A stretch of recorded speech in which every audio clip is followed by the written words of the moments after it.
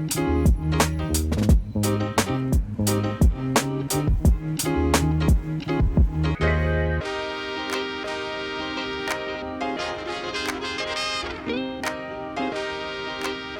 everyone, welcome back. I'm coming to you from my apartment in Seoul. I've been living here in Mangwon-dong for I think almost 2 years. Me and Jihyun lived here together the whole time. So it definitely feels a little bit emptier without her here. But as soon as I got back to Korea, I didn't have much time to think about it because I had 100 different things I had to do. I had to pack a lot of Jihyun's other stuff into boxes and send the packages to Australia. I had to go and get my visa renewed. As an overseas Korean, I have an F4 visa here. I just have to go to the immigration office once every 3 years and just fill out some forms. It's very easy. And then, I get another 3 years on my visa. I had a huge list of things I wanted to do when I got back to Korea. Kind of just setting my goals for the new year and just getting back into my routine. But unfortunately, I got hit with the flu immediately after I came back. So I was just dying in my apartment for the last 2 weeks. But I am completely recovered now, and now I can, finally get back to work. So now that I'm better, I can kind of just get back to my goals that I set for the year. My first and main goal was to lose weight because I gained a lot of weight at the end of last year just being so busy. So I want to lose 7 kilograms. So to do this, I'm eating under 2,000 calories a day. I'm aiming for over 180 grams of protein every day. Go to the gym 4 times a week. Get over 10,000 steps every day. It's funny, even though dieting and stuff is pretty tough, I always kind of look forward to the challenge. It's kind of fun for me. But after the flu, I lost 3 or 4 kilograms just from dying. And it doesn't really feel like I earned it. I'm not that happy about losing weight from doing nothing. So I'm gonna get back in the gym, build that muscle, and just get back into my routine. Besides living healthy, some of my other goals would include writing in my journal every single day, reading at least 5 pages a day. Right now, I'm reading a book called Dopamine Nation. It's super interesting. It's about addiction and kind of how our society is oversaturated with too much good stuff and how we have to limit what we do every single day. I haven't finished it yet, but I highly recommend it. It's really good. Other goals, I'm definitely setting aside time every single day to study Korean more and put myself in more situations where I have to speak Korean. And lastly is just putting out a video every 2 weeks.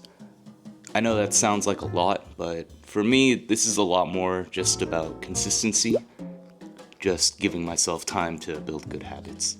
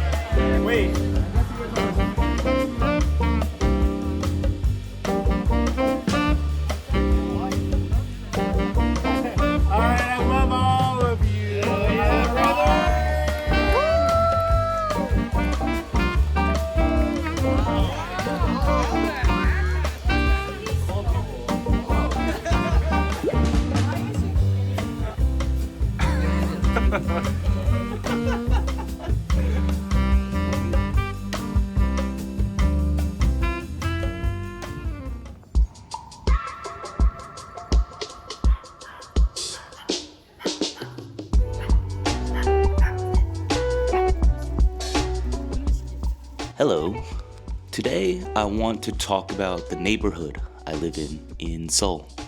For the first maybe 4 years that I lived in Korea, I lived in Sinchon, which is a pretty busy area that's like surrounded by universities.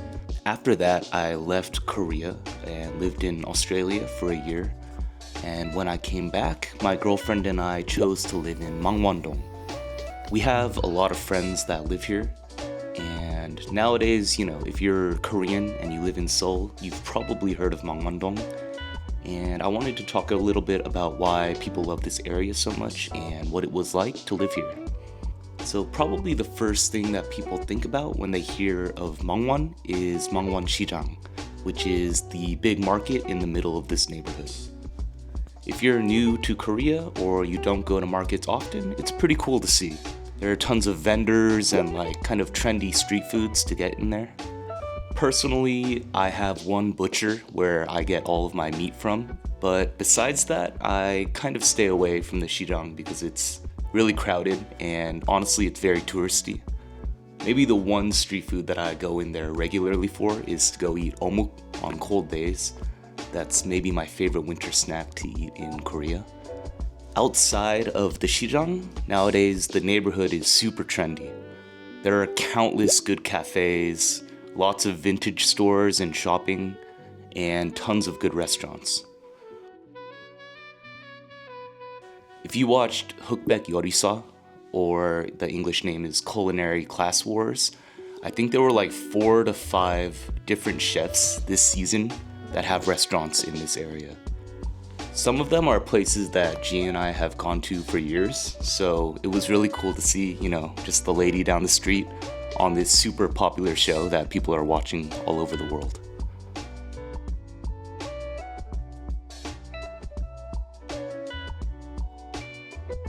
When I asked Jihyun why she personally loves Mangwon, she literally said, "People don't feel like robots. It feels like a place where people actually live and spend time." That might seem kind of harsh to other places in Seoul, but honestly, in Seoul, there are many areas that feel kind of soulless, to be honest.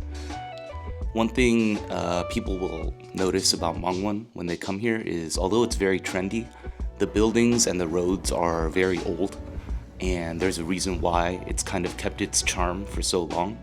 It just hasn't really been gentrified like other parts of Seoul. So a lot of the buildings here are very old and original, and when you walk around, you'll see, older people that have probably lived here for decades, if not their entire lives. Again, that's a pretty huge contrast to other parts of Seoul. There are other places that feel very gentrified, brand new buildings, brand new streets, but have kind of lost that old charm and sense of culture, I guess. Mangwon-dong has held on to that relatively well. And lastly, and personally, this is the reason why I love Mangwon-dong so much, is how many small businesses thrive here. When you walk down the alleys of this neighborhood, almost every single cafe, store, or restaurant is run by a single person. When I take a walk like early in the morning at like 8 or 9, and I see the same people opening up their restaurants or their stores every day, something about that just makes me so happy and prideful for them and for me to be able to live in a place like this. To me, that's what life is all about. Ever since I was a kid, I always thought that happiness and community came from individuals who can take a chance on themselves and make their own business and just work for themselves. Being able to do something that you wanted to do and make a living off of that, and then, add something to the community. I love that so much.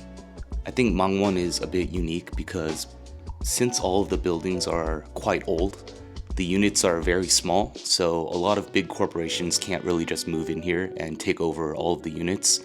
So, a lot of small businesses can thrive, and it's very affordable for them here.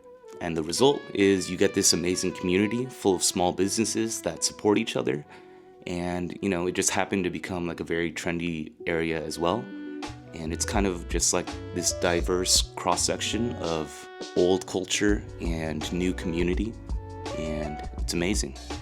I have multiple friends here that have started their own like creative studios here. their own bars, restaurants, and cafes. And I'm sure there's tons of neighborhoods all over the world that do still operate like this. But, I've lived in many countries now, and gentrification is a real thing. A lot of beautiful old culture and small businesses get kicked out in favor of, new buildings and redevelopment and corporations. And that's a bummer. So I would say, if your friends run small businesses, if you have small businesses in your neighborhoods, always support them first. They are the backbone of wherever you live. But yeah, that's why Mangwon is so amazing. I don't know if I meant to go a little bit darker there, but no, this is a great place to live. And if you live in similar places like this, savor them.